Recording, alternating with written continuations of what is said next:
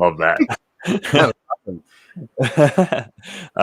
The North Star Shield is headed to the island as Pacific FC, or your 2021 Canadian Premier League champions. The BC-based side ruined the three-peat and become the first non-Forge winners of the trophy. We'll talk about that on today's show. My name is Mitchell Tierney. This is Wake the Red Weekly, presented by Footy Talks. We'll also chat some Toronto FC roster news and some shocking developments, to be frank, in terms of their former management staff. But all about the Canadian Premier League this week. And we'll have not one, but two guests to help us look back at the season that was from CanPL.ca. Benedict Rhodes and Charlie O'Connor Clark will join us in about 10 minutes or so.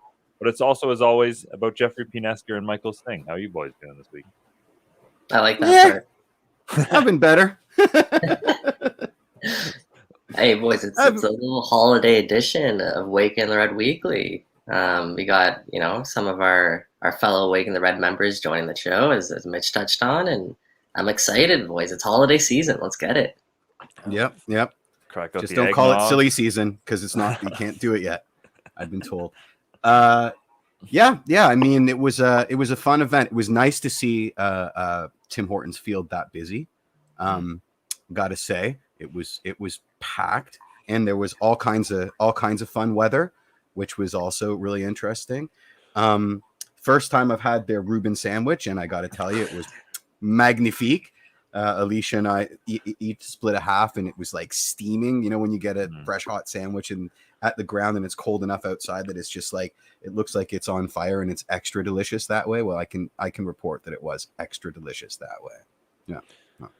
Well, yeah, I had Schwartz's at the Bell Center one time, so let me tell you, we'll never ever get better than that. Every Reuben sandwich was ruined for me immediately after that. So. Yeah, indeed. All sandwiches are play second fiddle to Schwartz's.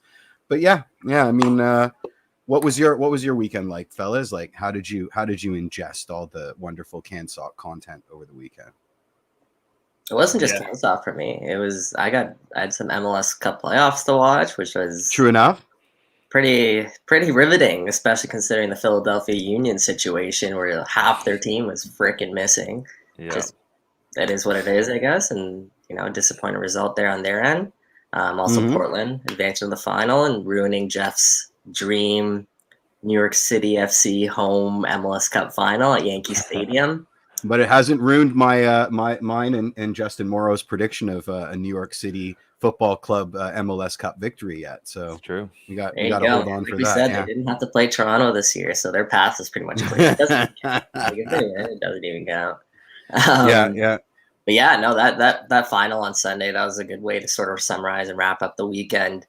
I thought, both sides, they played some good football, which is it's always nice to see, especially considering the conditions. Whenever the conditions are like that, it takes a lot more skill to obviously look at the place. And I think, in particular, I think Kyle Becker was fantastic on the day. Like, he controlled that midfield. Obviously didn't get that breakthrough or that one goal that they desperately wanted, but I thought he was great, and I keep seeing him evolve every year as a player. So he was one player in particular that caught my eye, and credit to Forge, man. Like, I tweeted this out, but I love that. Sorry, credit to Pacific. I love that. Yeah, screw Yep. No. No, but seriously, credit to Pacific. I love that they won. As I tweeted out, like, if we saw Forge win again, the narrative becomes a little boring, in my opinion. Like, the 3-peat narrative it becomes, next season, just like, okay, when's Forge going to win again? Now we have a little bit more of a storyline, and this is how you build the league: is you develop those rivalries. Next time, Pacific goes against Forge, we have this more attractive storyline, as opposed to, next time Pacific plays Forge, it's just another team that Forge beat in the final. So I love it, and I want to see. I'm already excited. I mean, honestly, I'm looking forward to next season, because I want to see this league continue to grow. You ever watch the Bundesliga, Mike? Honestly, unless Bayern or Borussia Dortmund's playing, not really. That is fair. Yeah, no, it definitely was good for the competitive balance of the league that someone who's not Forge won the final. I think certainly Forge were probably the better team in that game. I mean, they controlled most of the play. They had a lot of decent chances. But yeah, like you said, huge credit to Pacific FC for the way they went out there and played a near perfect road game. I mean, defensively, they were really solid. Lucas Magnot's a really, really good player. Oh, yeah, he's a baller, absolutely. Incredibly impressed with what he was able to do with the back line. And I was very impressed by their midfield as well. I mean, Jamar Dixon, Manny Aparicio, like Forge have the best midfield in the Canadian Premier League. I don't think there's any question about that. But Pacific were able to match them on the day, and they were able to do that through, for the most part, just good work rate. And I mean, Manny Aparicio was running around like crazy that entire like a game. Chicken without his head. Yeah, it was crazy. And that caused Forge a lot of problems. I mean, he pressed literally everyone on the ball. So very impressive performance from him. Very impressive. No pun intended. Pacific as well. He pressed everywhere. It was a very impressive performance. I Nice. like it. You're the bard of Cansock. Yeah. I mean, obviously, it was a bit disappointing, and I would have been just fine with them doing the three-peat. So, would my wall behind me, I would have been just fine with it. Surprise, you know, surprise. but what are you gonna do? What are you gonna do? It really did look like the amount of games caught up with the team from Hamilton. They were so leggy out there. Yeah, that's a good point. And it had to happen eventually, right? I was holding out hope that we'd get Angry Forge after the Conca capitulation, but we didn't. I think they just ran out of gas, and we've got both of our guests here, so maybe Can we I just say before we bring him on, my favorite, and Sure. I'll have a comment on this. My favorite part of the game was definitely when both managers were going at it. Oh yeah, and you could hear every word too. That was amazing. Yeah, Easily absolutely. my favorite part of the game. But yeah, let's bring on the lads. All right. Never done this before, so let's see what happens to Charlie. All right, there we go. Wow, we're all teeny tiny. I love it. Welcome to our Wake in the Red holiday hangout. What's up, guys? Present. What's going on, boys? Wow. So good to see you guys. I just watched you this morning on your own podcast. So we're gonna try to not ask you the exact same questions, but it's very, very limited considering we're all talking about a singular moment in time. Yeah, how's it going? How have you recovered yet? No. I'm still not done. There's just so much stuff going on. It was a great weekend though, eh? Yeah. Absolutely. I mean, I know you managed to talk yourself out of finishing your podcast and at the same time booked a new quiz section for yourself. So you're not quite done yet. Looking forward to the quiz, as always. Mitch, you want to get us started? Sure. Yeah. I don't think we actually introduced them, but now John. Well, I mean, get us properly started. The lads now. This is what the lads. They need no introduction. Yeah. Absolutely. Joined by Charlie O'Connor Clark and Benedict Rhodes of CanPL.ca. I guess just in general, guys, thoughts on what was a very entertaining final. I mean, you get the weather, you get chippy performance from both sides, you get a bit of a fight at the end. I mean, it was everything we've come to expect from Canadian soccer at this point. And, obviously maybe you would have liked a few more goals, a few more signature moments, but you can't say that final didn't deliver, I don't think. Yeah, I think, unless you're a Forge fan or you're Jeff, you don't come away from that. You don't come away from that being disappointed, right? I think it was a really just great day. The event was fun. I mean, the weather didn't look great to be outside, but it made the pictures look a lot cooler, I think, under the lights.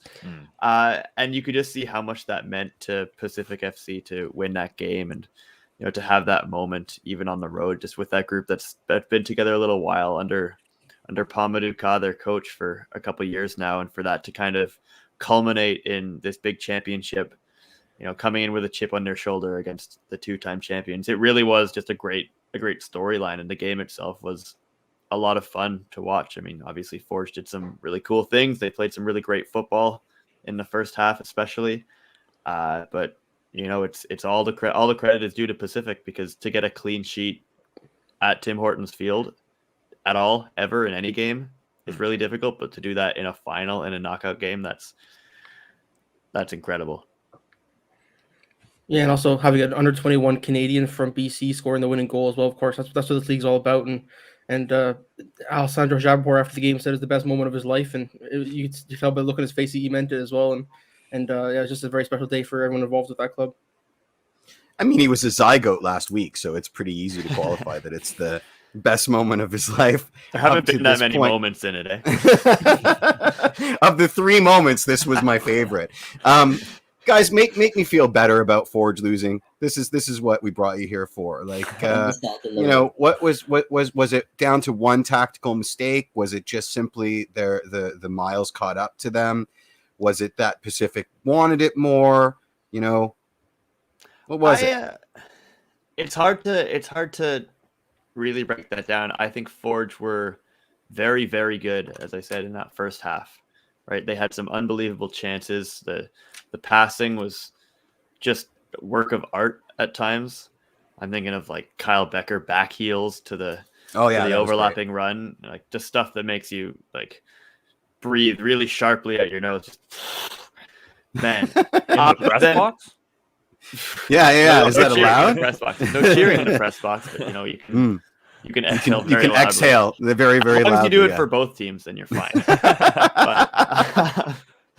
But Forge had all these great attacking moves in the attacking third, and all these little passes and intricate build-up play, but it didn't come off. Right? I think they ended the game with like 16 shots. I think the shots were like 16-6 in total, but Forge only put 2 of them on target. Right, and they were both in the first half, and I think one of them was actually like Kyle Becker's really long distance free kick, which is directly into the goalkeeper's arms. So I think really the credit is down to Pacific's defending and just kind of organization at the back there to keep them out of the final most dangerous areas, because they knew going into that game that they would have to suffer a little bit. They'd bend, Forge would be all over them for a long time in that game. And really all they had to do was just make sure that they didn't get that final touch in the box, like make sure that everybody's got their marker, everything's set, and then their mindset was just like, we'll get that one chance, and if we score that, then we're good to go. And that's pretty much exactly what happened, right? Yeah. I mean, it's interesting to me because I asked you and KJ this on your pregame show.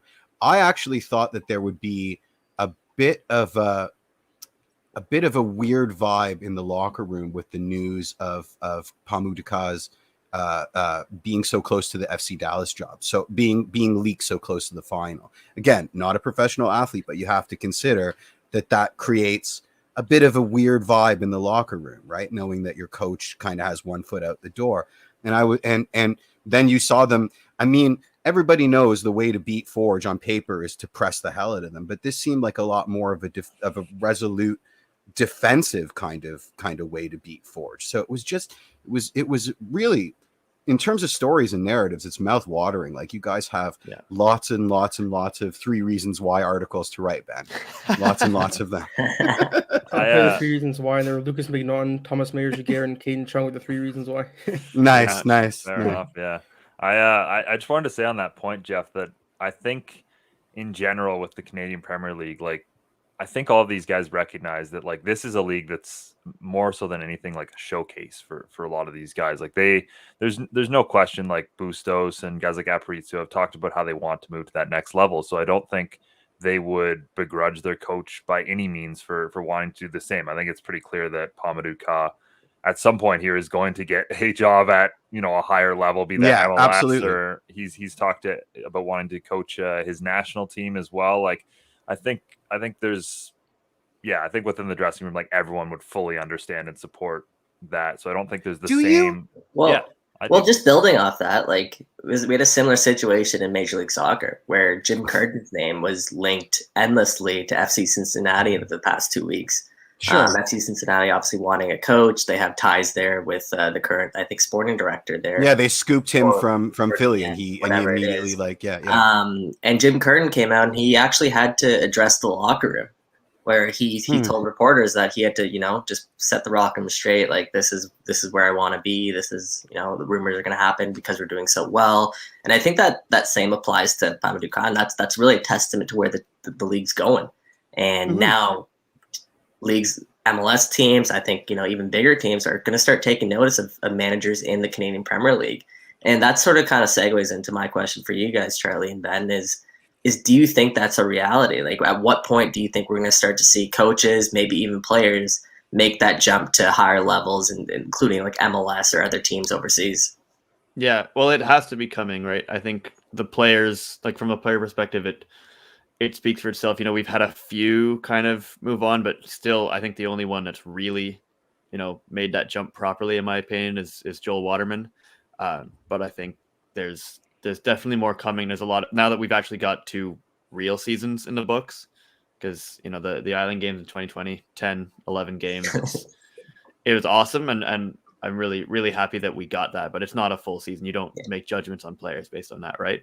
But now that we have a full season, and absolutely, like, MLS teams for sure are watching these games. There are lots of players that have at least received calls from teams overseas. Like, there are people watching, and so from the player perspective, that's always been a very open part of this project, right? I think anybody within a league that you ask, they'd say that it would be a disappointment if young players came to the CPL expecting to stay here forever, right? That's never been the point of it. But I think the coaching perspective is basically the same thing, and maybe not part that we talk about as much, but yeah, like, there's the thing about the CPL is there are currently 8 pro coaching jobs that didn't exist 3 years ago, right, in Canada. And it's the same thing. Like, these coaches are showing that they can develop players into professionals, and they can, put together teams that actually win on the pitch, right? Because it's one thing to coach an academy team or an under 20 team at the national level or something like that. That's great. You're developing players, but to show that you can develop these players while also winning football games and showing what you can do tactically and what you can do, in a locker room, I think it does go a long way to elevating the profile of these coaches who, yes, absolutely, most of them probably do want these higher profile jobs to move on to, whether it's MLS or overseas or whatever that is. Let me follow up quickly. So we know about Bobby Smyrniotis, we know about Pamadou Ka.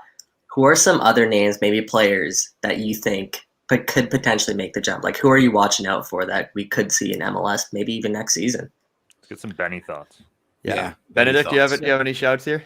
I mentioned 3 of them just now. I think all 3 of them are in the back line. That's a whole show. That's Benny's only content. Yeah, Benny wrote down 3 things in his notes, and that's what he's sticking to.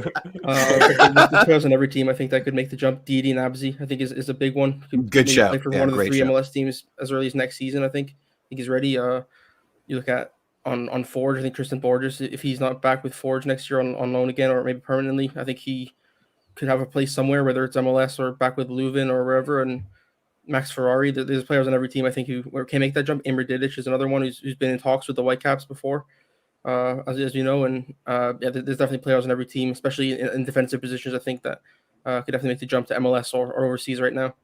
Yeah, I just to agree with that. I think there are a few profiles of players in the CPL right now that can make that jump. I mean, I think there's a lot of defenders in the CPL that could probably get there. I mean, I know that that's kind of an area where MLS teams especially they look for value there, right? Like that's a part of your roster where you're not going to spend the DP money if you're smart, right? That's a good point. You're looking for value, and I think there's plenty of especially Canadian defenders in this league that can provide that, and just with skill sets that are like that you don't teach, right? There's tall defenders like Imre Didic, who's also good with his feet and good on a set piece. That's somebody to look at. And then there's other profiles of players that maybe had a sniff at MLS and fell out of the picture, and now they've come to the CPL and kind of shown what they can do when they take over. Like for instance, I think that if Marco Bustos had played a full season, hadn't gotten those injuries in the middle of the year, I would have been fairly surprised if he'd come back to the CPL. Yep, absolutely. Just based on how he was playing, especially in the first couple months of the season, he was on a complete different level. But he's maybe one of the older ones in that area, because I think he's 25, 26 now. So I think where these are really going to come is going to be the younger guys, and maybe 22, 21-year-olds who have played a year or two in the league. And Pacific has lots of them who just won a championship, right? Taron Campbell, Alessandro Hajabrapor, even Matthew Baldissimo, who didn't play a whole lot this year, but Good you show. know, the Whitecaps know who his brother is, right? They actually know who all these guys are, but Yeah, like these are the younger players that have shown that, you know, even at their age, they know how to play professionally, and now they've shown that they know how to win. And I really think that does go a long way. Yeah, I agree. We have a question from the Rogues Gallery, and it's a good one. It is, now that we have the experts on, when will the CPL be going to one-piece Cameroonian style kits? Or would sleeveless be more realistic? Is that Ryan? Is that Ryan? Yeah. Who's Ryan? I have no idea. What Ryan? It's just some anonymous comment from the internet. Sign me up. Yeah, indeed. Yeah, I would go for a sleeveless kit, like an Aussie rules football style kind of kit. Yeah. Yep, absolutely. Need the mullets too, absolutely. Yeah, I think what the final needed in that freezing rain was sleeveless kits. That definitely would have ended well. There are definitely players out there. There are definitely players out there that would have gone for it as well. Mm-hmm. Oh yeah. You know, there are those kinds of football players who just they go into the coldest possible game, and they're like, okay, how do I look the hardest here? Alistair Johnston. Alistair Johnston in the short sleeves in Edmonton. Yeah. No, but there wouldn't be any available because Mitch would have just stolen them all. Yeah. No, you wouldn't. He'd buy them all. Exactly. He'd be like, you want one? It's a triple markup. I have a question. What's the thing you'll most remember about this past season? And what's the thing you're most looking forward to next season? Ooh. Okay, I can go first. The thing that I'm most going to remember from this season is probably going to be, you know, that maybe September part of the season where we're right in the thick of everything, and there's just games every week. Like there's Canadian Championship games every other week. There's Forge playing in the CONCACAF League at that time, and just kind of looking at the league table there, and I can see there's like actual games in it, and I'm like, this is cool. Like these teams are catching up to one another. And there's an actual kind of fight going on here. And I was just looking at that, kind of knowing that the next couple of months were going to be so cool. And then obviously they did happen, and they were cool, and they were lots of fun. And there were playoff races, and then, you know, playoff games that were really just a lot of fun. And I just remember kind of looking at the table in mid-September, being like, man, this is going to be great. And it was. But as for next year, I'm excited for just it to feel more normal. I'm excited to start the season in stadiums and not in a bubble, and to hopefully start the season not at the end of June, so you can, you know, stretch things out more, and just to feel like it's just a full on, everything's good to go. You know, this is a normal season. You know, we're gonna have hopefully fans coming back into the stands more and more next year as these clubs like kind of take root in their communities. It's just going to be great to, you know, get back up to where we should be. Yeah, and I think that's the biggest thing is like you started off in Winnipeg there in that bubble, let's call it, and then you began to sort of return to a normal, I guess, with fans in the stands, and as you mentioned, like the heated playoff race with games like every week. Like for me, that's going to be the biggest thing, and I'm echoing like what you're saying, Charlie, is that we did kind of return to that sense of normalcy, and I think that was huge for the league as a whole, because as you mentioned, the Island games were great, but it wasn't what this league aspired to be when it first set out. So I'm excited to see which trajectory kind of we go forward. Benny, we already know what your answer is. It's the three players once again. So. I'm kidding, Benny. What are you gonna remember? Big Lucas Leon guy. Favorite thing from this year has to be the Canadian Championship. I think seeing Pacific, they've been waiting 3 years for that Whitecaps game. They finally got it. They beat them, then went toe to toe with TFC. Maybe should have beat them. Ford. Ford should have won. Ford absolutely should have won. Yeah, that I agree with. So seeing that these CPL teams are legit is just a sort of a pretty cool thing, I think, and will only be good for Canadian soccer going forward. And as for next year, as Charlie said, just a full regular season. I think towards the end of the year, we started to see tired legs and started to see some players and coaches all sort of fatigued. And if you see a full season from April or whatever it will be to November or December, I think that's what you want to see. You want to see a full year where everyone's at their best and can reach their best. And I think with a full year next year, the CPL will only continue to improve in quality as well. Yes. Yeah, I mean, you took us call back to another comment, which is because people want to throw asterisks. I mean, people just throwing asterisks everywhere, right? Well, Forge had tired legs because they played this many more games, and we had a comment right off the top, and you circled back to it, so good on you for the segue. But Boomslang CA said Forge may have suffered from the travel too, but as Ollie Platt said, it's the price of success to have schedules like that. So, as we work towards the next year, where hopefully it won't be as condensed a schedule and there'll be less of an inclination to throw asterisks at everything, I think that's what I'm most looking forward to, personally. Yeah, I mean, I think that's absolutely right. I mean, Forge played 40 games this year in 6 months, not even that, which is crazy, just crazy. But again, yeah, they only played that many games because they kept winning in their knockout competitions, right? And like every time you would ask Bobby Smirniotis, for example, he'd be like, "Yeah, I mean, we can't complain about that. That's what we want." Like every time they go into one of these knockout ties, they say, "Our schedule's been really busy, but man, we want it to be even busier," right? And if they'd won in Honduras last Wednesday, they'd be in Guatemala next week, playing in the final.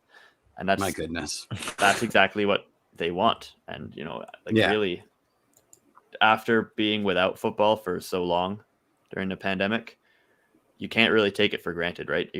It's awesome. Well, we're finding that out right now, that there's this huge hole in all of our souls because there's no more football, and we've been living in like a football wonderland. It's like content, just somebody kick a ball at me or something, so I can feel alive again. Like, my goodness. Mitch, you had a question that we sort of glossed over, but you should probably ask because it's a good one.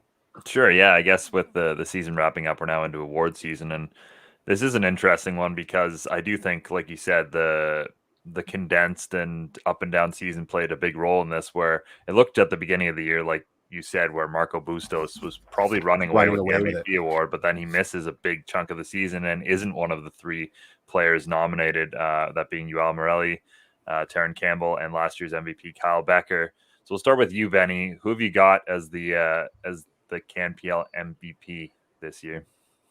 I'm not even sure if I get a vote, but if I do, it's going to go to Terran Campbell. I think he was just sensational all season. Now, is this most valuable player or whatever the other player of the year? Yeah. Most valuable, it's no question, John Morelli. But for best season, I think it has to be Terran Campbell. I think he's very impressive. I think he scored a lot of goals, scored a lot of assists. He played all but one game, I think, and played a number of positions as well, as Bustos was out and Diaz was out, and just kind of did it all for Pacific, I think, in the best attack in the league. Yeah, it's a really tough one because I think there is a good case for all three of them, right? Kyle Becker is, if he's not on anybody's top two players in the league, then that's a wrong list, an objectively bad list, right? And I mean he's always consistent, he's always there. I remember he was fantastic even in the bubble when Forge were just getting their legs under them. Like they came out of that bubble 4-4, but he'd been fantastic every game. But I mean, Joao Morelli, again, I think, we can talk about the penalties he scored and how many goals he scored against Ottawa. But I mean, I know we're saying it's not an MVP award, but if he's not there, then Halifax might finish bottom of the table, right? And I think the way that he kind of carried that team this year offensively in the attack was pretty impressive. So I might be talking myself into Joao being pretty deserving of that award. It's funny watching the gears working now. I mean, obviously, Mista's polo is my most valuable polo. So there we go. No, absolutely, unquestionably. Yeah. Is that one of the awards? Most valuable polo MVP in Jeff's goes mind? To Mista. Just for Jeff. Which was your favorite of KJ's sideline interviews?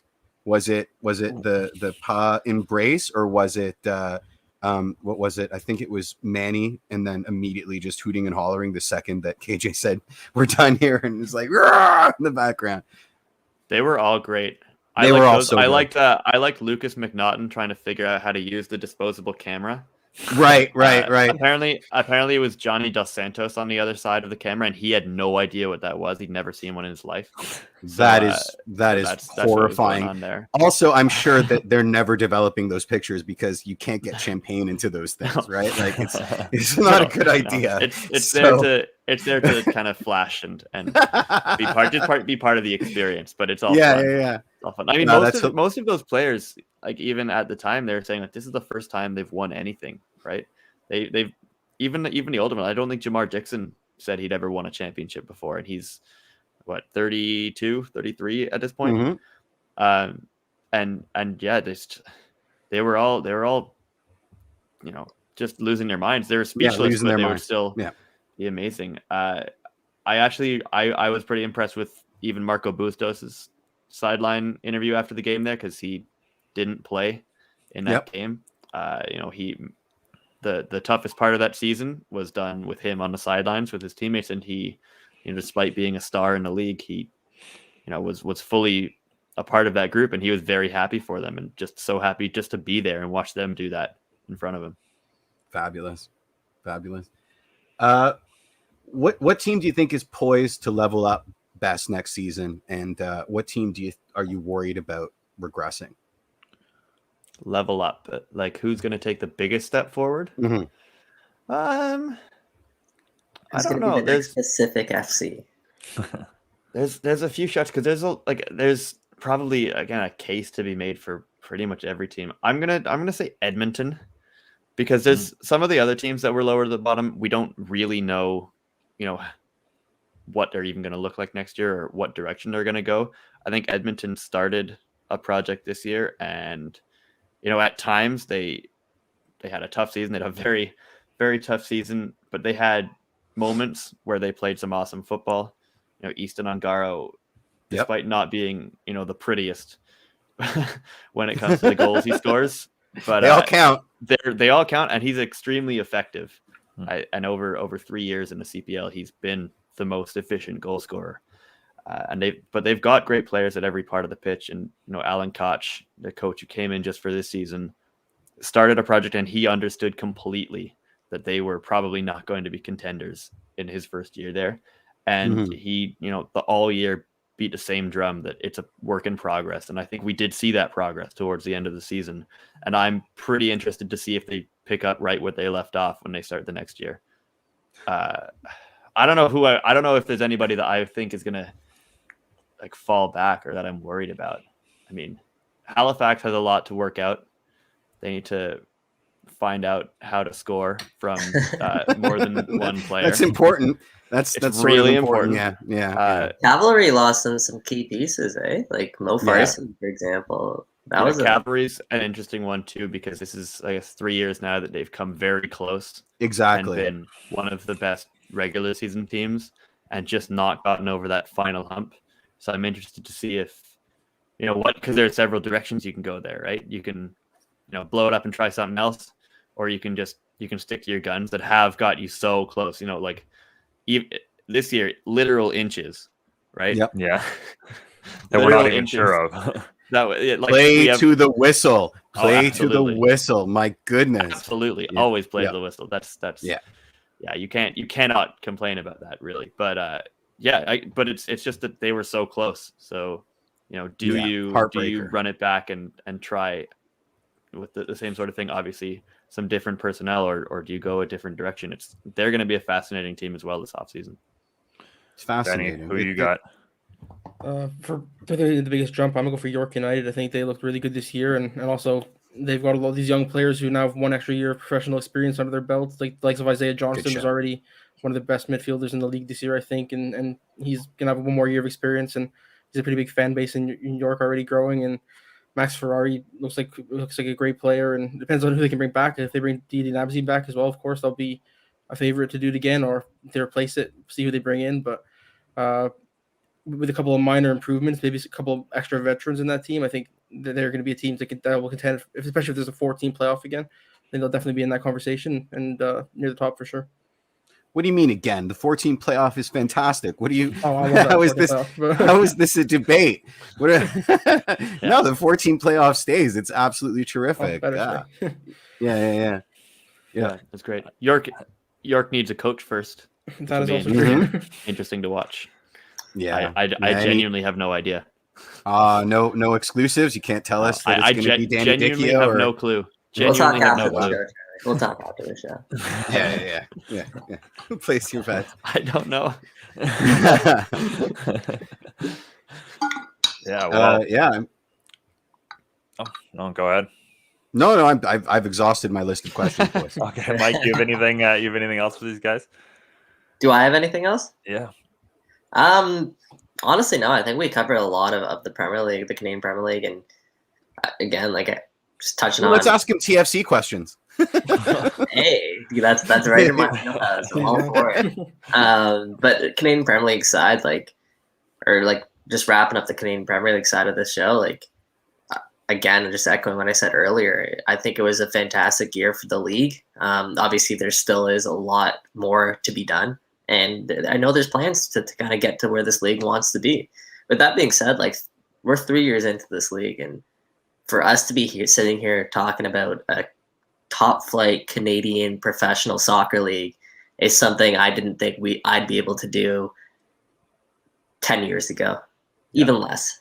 Right. Yeah. So just all the credit to the Canadian Premier League and how far they've come. And, as I mentioned, now there's storylines. There's more and more storylines now that we have more years to go off of. I'm really looking forward to that Pacific Forge matchup next season and kind of seeing where both of these teams are at. I'm looking forward to what Cavalry does and how are they going to, change directions or, say the path, as Charlie said. York United, as Benny alluded to, this is a team that I know has high ambitions that haven't been able to reach this yet, but they have a lot of pieces that are in place that could potentially take them over the top. There's just a lot of exciting things to watch. I know the league's going to continue to grow, so I love that we're here, man. That's sort of my summarizing thoughts on this. It's very well put. I mean, great the question, fact that, Mike.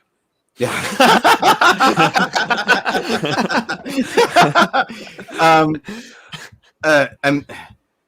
That's it. I mean, obviously the Canada versus USA match is going to be busier by consequence of the Americans. We have a question from the galley, and it was who do they think will have more attendees at Tim Hortons Field? CPL final or Canada versus USA? I think that's a fair. I think we can. I think we could probably answer that one with pretty clear confidence. It's the Canada. But I mean, but Tim Hortons Field was. Pardon? Just good luck getting tickets to that game. Exactly. That's going to be hard to get tickets to. It's going to be hard. Yes. I love it. That's how it should be. Yeah. It's going to be impossible to park, man. I suggest leaving your car at home and finding alternate ways to get to Tim Hortons Field because a system of catapults and nets. Yeah. When you get to Arby's, give me a call. I'll meet you there. We'll have some lunch. It'll be fantastic. Sponsored by Arby's. Yeah. Pardon? We're sponsored by Arby's now. I wish so hard. That would be fantastic. That's all I've ever wanted. Next year, please. No, to echo Mike's sentiment, it's terrific. I mean, watching this league grow, having the inside scoop by consequence of you fine gentlemen, is just been terrific. And the fact that 2 of the 3 years have been pandemic years is I mean, it's such a testament, and of course, the league's going in myriad different directions. MLS is 25 something years old, and it's still going in a million different directions. I mean, they're still figuring out whatever their pathway is. So it's just been from strength to strength. And this year in CanSoc, with the sort of double whammy of the league being so excellent and the Can Champ Voyagers Cup also being so excellent, it's been incredible. It really has. I'm still a little sore about the result, but I can't deny that it's good for the league. I can't. You can't. I mean, it's good. It's good for my wall. You have every right to be sorry. You're a Forge fan, of course. Yeah. Absolutely, we love it. That's what the league wants, man. They want to create that fan base. We can't all be best friends with each other, Eventually, teams need to start disliking each other.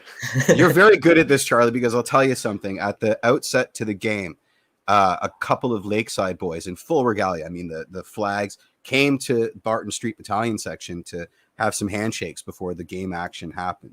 Good game, everybody. It was fabulous. And then after the game, it was the same sort of thing. There was a general feeling of camaraderie. There was a bit a bit of sour grapes, but it wasn't a Thunderdome, right? Like that's the beauty of this league. Who's to say in 10 years we all won't be hand rags in front of the ground? But right now, we all seem to be getting along pretty well. So that's another wonderful aspect of the league. Now let's talk about TFC. we can maybe let these guys go before we do that. I don't know if they want to debate the merits of the Julian Dunn loan deal or whatever we might be talking about for the next half hour on this show. So is that all you got? Yeah, I think we'll let Benny and Chaz go. But thank you so much, boys, for coming guys, on. Thank you. Awesome. It's always a pleasure. Awesome time. Always. Cheers, Benny. Yeah, thanks, boys. Cheers, Chaz. Absolutely. All right, let's get them out of here. Oh, Charlie's sticking around. Oh no. No. Yeah. Wait, there's a Julian Dunn loan deal? Yeah. What's this about Julian Dunn? There's rumors about it, certainly. Okay. Yeah. Rumors. So what do we want to talk about first? Chris Armas to glory. Let's do it.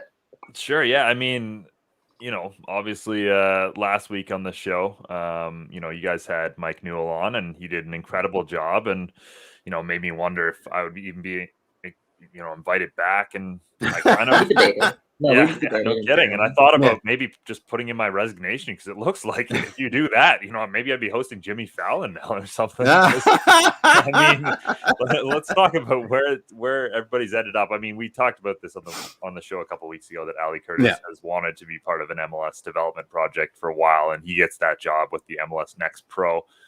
I'm assuming to lead the league, not playing it, but I mean, that's an exciting role for him, obviously, and we're, I think, pretty happy to see him land on his feet there. But the big kind of surprising news, of course, is former Toronto FC coach Chris Armas tied to Manchester United.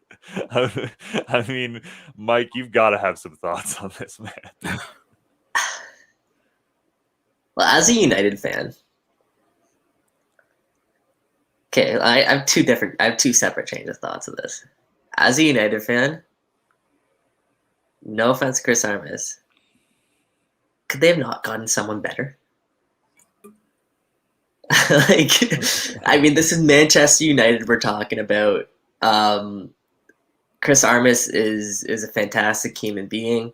Always, he was generous with his time. He took the time to, as straightforward as he could, answer questions that were pressed him, obviously during some really tough times.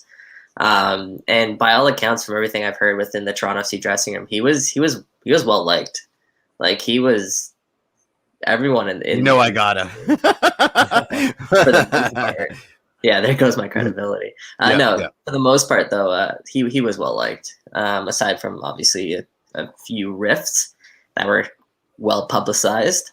He was also like, I remember talking to someone on Toronto FC, and they told me like the difference between him and Greg Vanney was Chris Armas was more of like a best friend you could always go to about anything. Whereas Vanney, you couldn't really approach him, but you knew that he knew his stuff.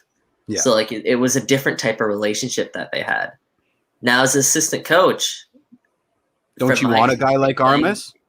You want that. You want because like the head coach is someone you're kind of always. I think they should know the game, like the ins and outs. I think they should always have a plan. You should always be able to trust their theory, but they're not necessarily supposed to be there to support your needs, to support your whatever adversaries you're going through. Yeah, right. The number 2 is a hype man, basically. For that. If you disagree with the head coach, for example, you can turn to an assistant coach and be like, "Hey, this is like what the hell?" Like, you know what I mean? Like, you just have that relationship with someone, and I think Armas is kind of that guy for that type of role. I think he's better suited as an assistant coach as opposed to a head coach. I know a lot of people have made that point already, but I wholeheartedly agree just based on his track record here, and especially things I'm hearing about him as well. I understand why the appointment was made. Ralph Rangnick, he's a Red Bulls guy. Both of them work together at the New York Red Bulls. They come from the same philosophy and style of play, so he wanted someone who did that. And then I also know that there wasn't that many available options at this time of the year. Rangnick was quite open about that, where he said that a lot of the people that he would have wanted to bring in have already have long-term contracts with. Great way to start your career at Man United. Yeah, he was the best of what's left in a public press conference. Like great way to come in with all the confidence in the world. And so he essentially said like we have to be smart about the decisions we make and make sure we be smart about bringing in the right people. So this is Chris Armas. Yeah, we've heard that before. Yeah, exactly. But that being said, like it's an assistant coaching job. It's not, you still have Mike Phelan there, who is the brains behind honestly, like a lot of the operations that go down at Manchester United in terms of their tactics and everything like that. So you still have like a lot of quality coaches. It's just adding another piece into that environment, and I think I hope it'll play out the way that Rangnick's kind of expecting it to. And I think Chris Armas is a good voice to have in the room. I don't necessarily think he's the guy to sort of lead the charge. So that's sort of my thoughts there. So hopefully this works out. Graham is saying something really interesting. Like, obviously, Chris Armas, my theory is that he got the TFC job because there wasn't a lot of proper candidates around, and it seems to be a theme in his career. This Red Bulls thing, do you think that Red Bull Global is putting way too much emphasis on the Red Bull way? I mean, it's still soccer, right? Like, it's not so profoundly different that like they can only hire from like this tiny little pool of people that have been versed in the Red Bull way. Like, it's not like they're putting 20 people out on the field and they're all standing upside down, right? So there's a part of me that wonders if they're not putting too much emphasis on that. And I just think it's amazing branding. I hear what you're saying.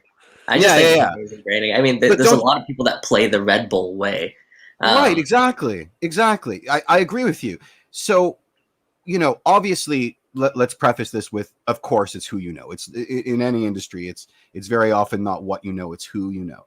But I feel like maybe Red Bull Global is like they're leaning a bit too heavy into this branding thing, and they're starting to maybe believe their own BS, right? Because there's not a necessity for your assistant coach to be versed in the Red Bull way. Like, there's no, to me, other than the fact that maybe they have some personal relationships that they want to exploit, which is fine. The high press isn't the most extreme tactical wrinkle in world football. So it just seems like they're almost deliberately limiting who they hire in a really arbitrary way. And I mean, those are buzzwords, Jeff. Like, there's a lot more that goes into the tactic. Sure. This also isn't a Red Bull team either. Well, yeah. Red Bull of Manchester. Yeah, Red Bull of Manchester, 2026 or something. I mean, it also listen. Bob Bradley said PKs instead of penalties and got chased out of Swansea, right?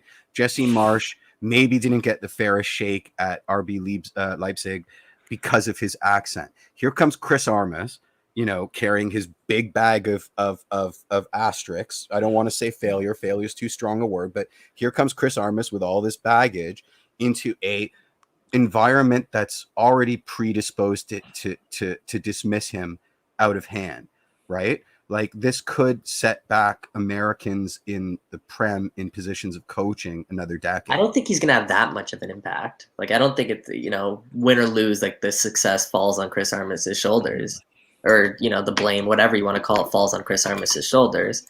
Like, I think Ralph Rangnick is kind of the face of that image. Obviously, if something happens and Chris Armas gets dismissed and the rest of the coaching staff stays in place, then sure, you can take that hit on his kind of reputation, but this is just an assistant coaching job, albeit at Manchester United.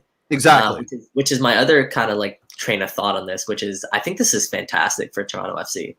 I can't wait to hear this. Let's go. Well, I just think it's great publicity for the team, right? Now you have someone who was part of your club, and the his last job was Toronto FC. And now you just hear everywhere Toronto FC, in Manchester. I just think it's really good publicity for the club. That's a good show. Global stage. That being said, of course, it's always followed with he left Toronto FC after they got beaten 7-1 by DC United, which was. I was going to say, dig a little deeper. Wayne Rooney's DC on the heels of like Wayne Rooney's DC United.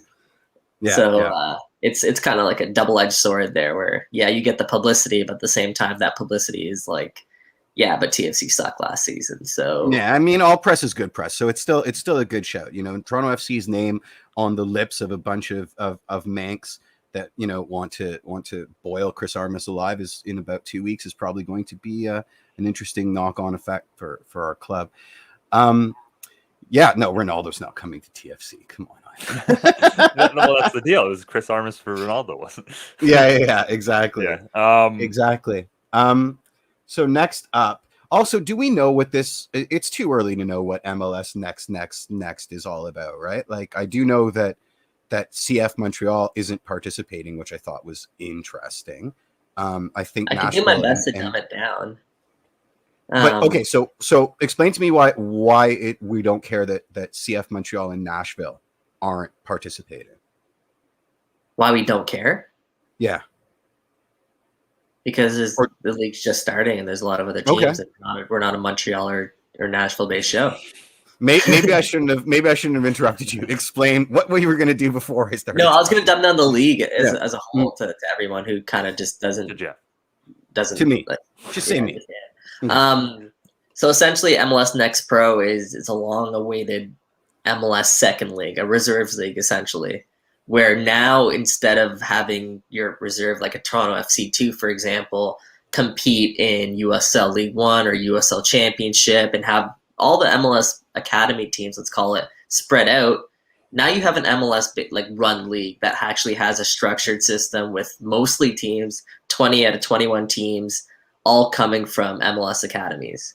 And of course, that Jamie Vardy bought Rochester Reiner. So yeah, New York team, which was also, I think, a former MLS team as well. So I think it's fantastic because now there's a clear pathway. Now there's USL. That, you know, instead of Toronto FC2 facing, I don't know, like Chattanooga, for example, now you're going to be facing New York Red Bulls 2 or New England Revolution 2 on a daily basis or whatever, weekly basis, whatever it is. And now there's that clear path because you have MLS Next, which was really the ground roots of this whole operation, which is an academy league. So like your younger league, like U13, U15, whatever it is, U17, you have like an MLS based league there. And now the next step is MLS Next Pro, which is your reserves league. And then you have MLS. So there's that clear pathway. And I think it's great for the infrastructure of the game. I know in the past, you know, MLS has tried a bunch of different things in this sort of field, but nothing was clear cut as this. And now you have some actual buy-in from the rest of the MLS teams. And hey, as I mentioned, like there's a lot of talent in this country as we've uncovered. There's a lot of talent in the US as they've uncovered. And I think there's just a lot more opportunity now for players coming through to actually be put in a professional environment on home soil, which in my opinion, is great for the game. And I'm excited to see where this goes. I dig it. I mean, just on a selfish basis, right? We just decided that we'd rather play at USL League One level as opposed to USL Championship, and now they're reorganizing all the teams that were in the USL Championship with the USL League One team. So we're suddenly going to be at a different level again, which may have consequences. That's good though.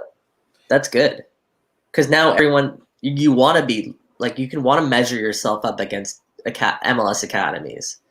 Or MLS teams, as opposed to measuring yourself up against like 4 or 5 different teams.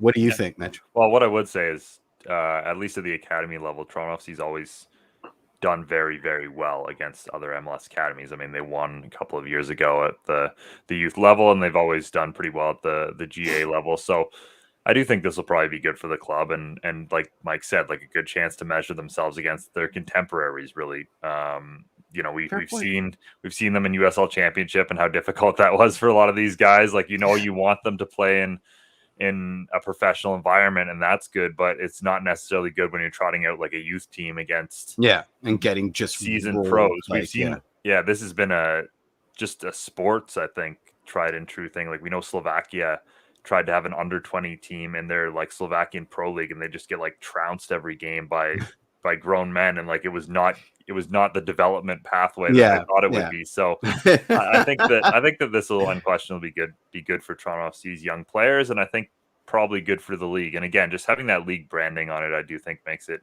a little bit more interesting. Where Sorry. You mentioned the branding. Yeah, that's the worst thing I've ever seen. Yeah, no, that logo is atrocious. Oh, I don't necessarily mean the like MLS Next branding. I just mean the No, fact that, I like, know. We'll see Yeah. Toronto FC2 play more recognizable teams. No offense to all those teams. That Forward compete. Madison. Yeah, I mean, well, I they're love pretty Forward recognizable. Madison. Yeah, I know you do. Shout out to Forward Madison. Yeah, All right, roster Yeah. releases. That's Yeah. that's next step. absolutely. Omar was a foregone conclusion. Like, has he done anything publicly, like a goodbye post yet? No, so I want to say, like, I mean, TFC did their publicly goodbye post to all of those guys. So I don't know. I personally don't think there's a way back for Omar because, I think he would be a good MLS veteran, as like Laurent Simon's kind of that role that he played for the club. I think he's a good locker room guy, but he's clearly not the level that he was when he was first brought in here, and I don't think there's a way that they can bring him back at a fee that I think is not an insult to him, I guess.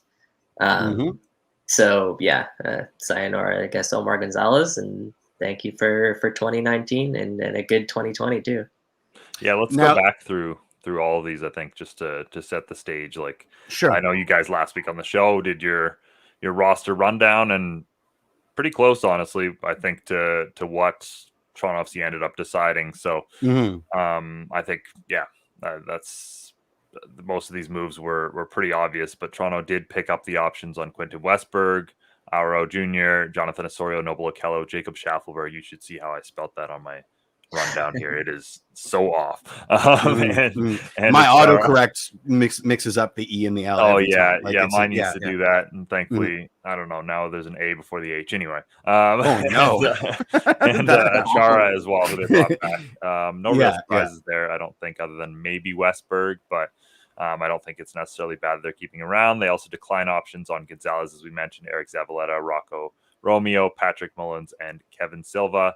And then those out of contract: Ayo Akinola, Julian Dunn, Liam Frazier, Nick DeLeon, Subasa Endo, and Erickson Gallardo. I think pretty clear. Well, we know DeLeon's not coming back. Erickson Gallardo is not coming back. The other players are in contact with Toronto FC, and we'll see what happens there. Well, Zavs was a surprise. Zavs? I didn't think it was a surprise. Well, because he's at his contract's at a decent clip. It's not league minimum, but I thought he gave good value for what we were paying for him. So it was a bit of a surprise. Re-signing Westberg was also a surprise. Disagree. Yeah, I just think there's other options. We mentioned, I don't know if we fully mentioned, but like there's, I think, Canadian Premier League players who on that same level could step into that role.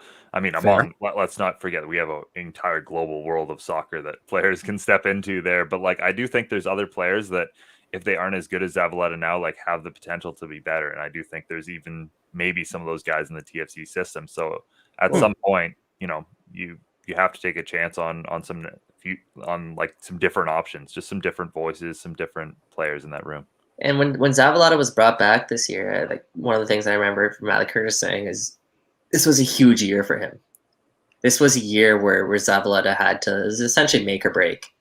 And I don't think he did enough this year to convince anyone that he could hang in Major League Soccer anymore. There was that. For some reason with El Salvador, he was great. But... put him in an El Salvador kit and just watch him. But yeah, 2016, 2017, Zavs was absolutely outstanding for us.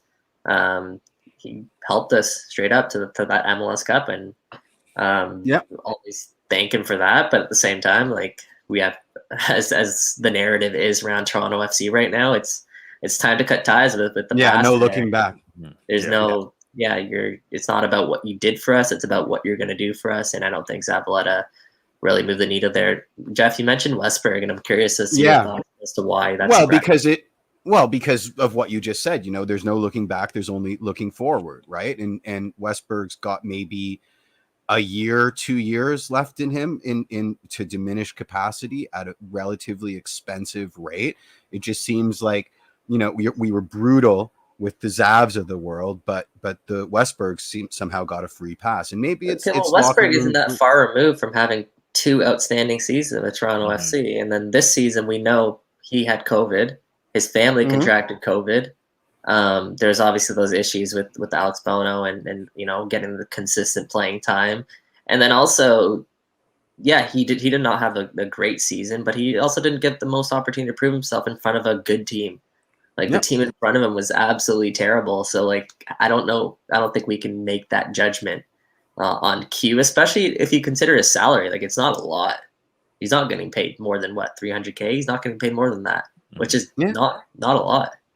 It's still $300K though. It struck me as odd because I honestly did expect them to clean house on goalkeeper and like just start fresh. So yeah, that's hard to do though. Like I do think Q's a pretty perfect guy where and I agreed with the points made last week. Like these guys are proven commodities in MLS, and like they will have a couple of years still where they can be solid. And I don't think either of them were the problem this year. So, it's if you're, and we know Bill Manning's thoughts on like roster turnover. Like this is not a guy who likes to have his roster like completely overhauled.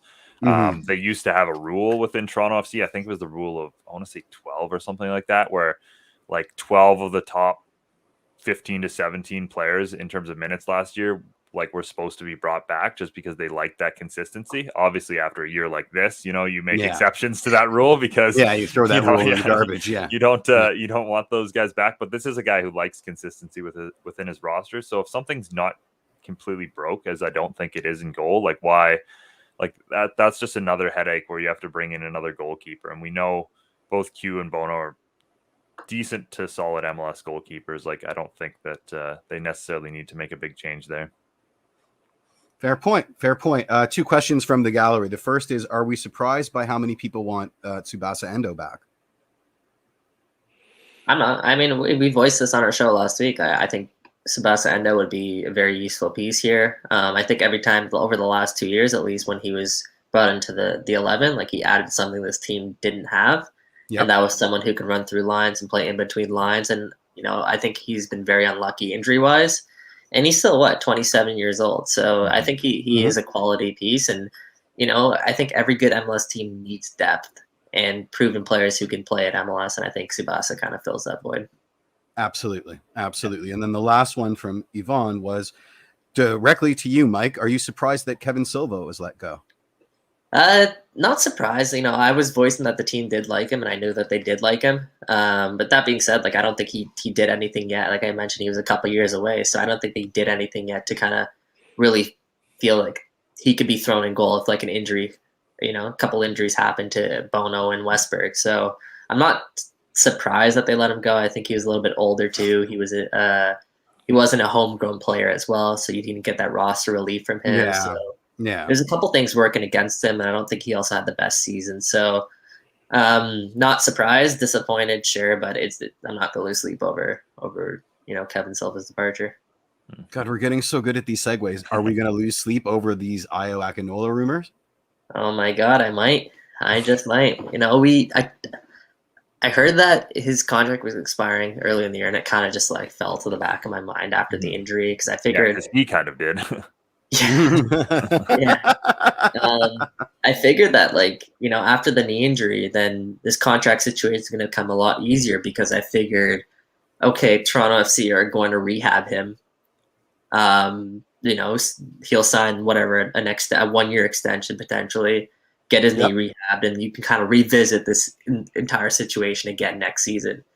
But that doesn't sound like it's the case, and it sounds like Ayo Akinola wants to make the move over to Europe, sooner rather than later. I know he does want to go to Europe, and that's always been his ambition. Josie Altor has, voiced that he wants Ayo to go to Europe, and he wants him to develop certain skills that'll help him succeed in Europe.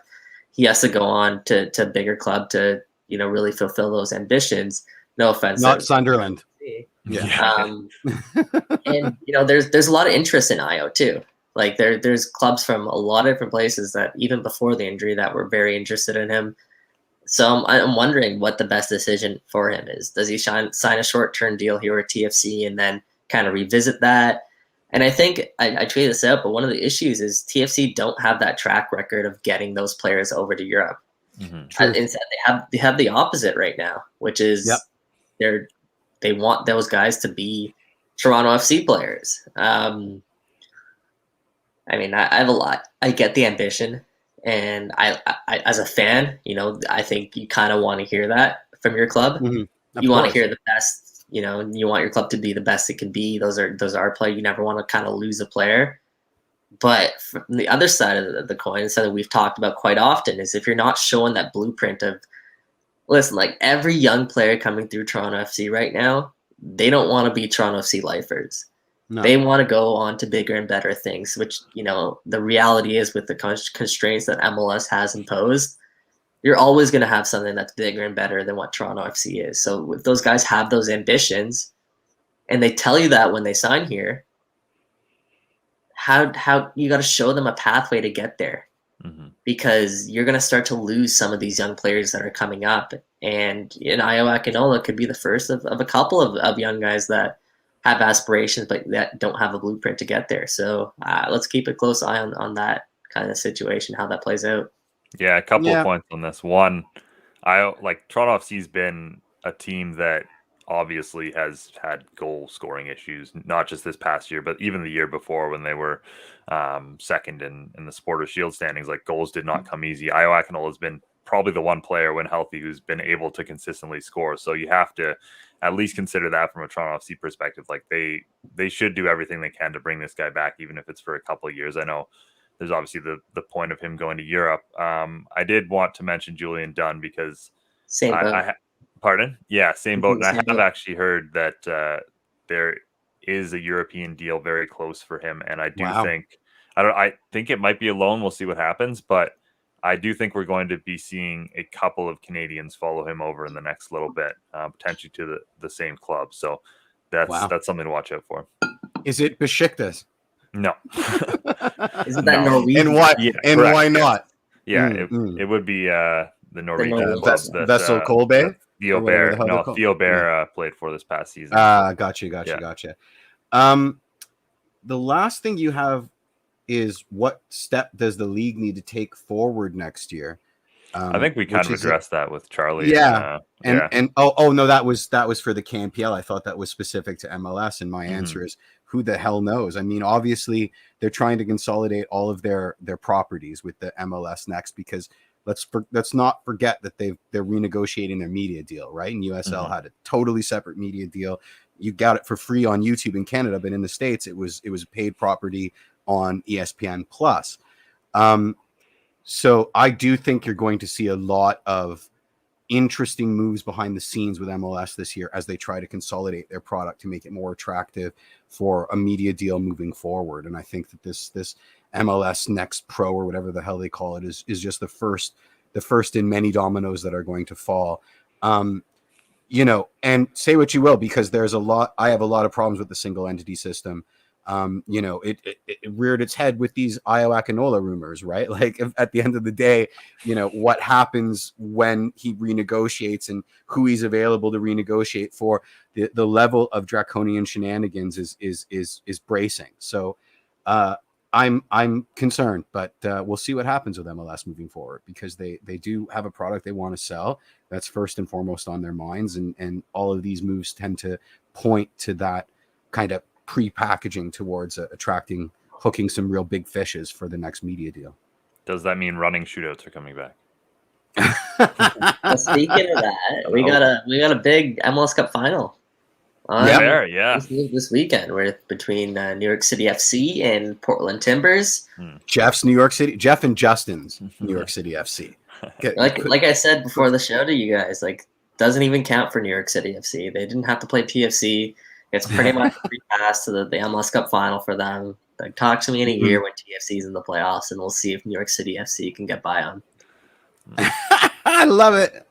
I mean, great spot to have the final, no question about that. Portland is one of the better MLS stadiums and obviously better MLS fan bases. So that'll be great. True enough. They're such a good playoff. They're such a good playoff team. Yeah, they really are. They really are, and they might get Sebastian Blanco back, which is huge. And also having Valeri come off for the last 20 minutes is pretty devastating. So it's going to be an interesting MLS Cup, and you all know that I got New York winning it. So there you go. And David, don't forget Jeff called it too. So yeah, Justin Mora. Who's that? I called it. Justin copied me, man. Jumped on my coattails. Jeez. Yeah, I think the issue with that was no one saw the fact that you had that written in your show notes because we did the thing after, I want to say, the Justin Morrow interview. But no, we'll vouch for you. He had that pick before Justin Morrow came on our show and echoed it. So we got to give Jeff credit for that. But let's wrap things up here. Mike let you guys run way too long last week. So that's the only thing I'll say for his performance was you guys went so long, and we've gone a little bit long this week. Hey, as well. Yeah, absolutely. Yeah, no question. That episode was the right one for it. But huge thank you, obviously, to Benny and Chaz for stopping by today. Always. And make sure to go read all their great work over at campl.ca. We also have. Well, there's really only one variation. It's just 3 things about something, and that's the only article. Sorry, Mitch. Look at the look on his face. I just made him so angry. I'm so sorry. Yeah. We also have a Derby feature with Manny Aparicio. He kind of told everyone about his career and wrote it out and some of the lessons he's learned. So go check that out as well on derbymag.com because that's a decent one and one that I worked on him with. So a lot of fun doing that. And he has some great stories. The one in particular about his Canadian men's national team appearance, his lone 1 minute on the field for Canada is unbelievable. You have to go read it. Amazing. But yeah, thank you all for watching and listening as always. We love the questions. And yeah, just a few more shows now in 2021. So we're definitely looking forward to wrapping up this year on a high note. But thank you all for your continued support. And I've been Mitchell Tierney on behalf of Jeffrey Pinesker and Michael Singh. Till next Tuesday.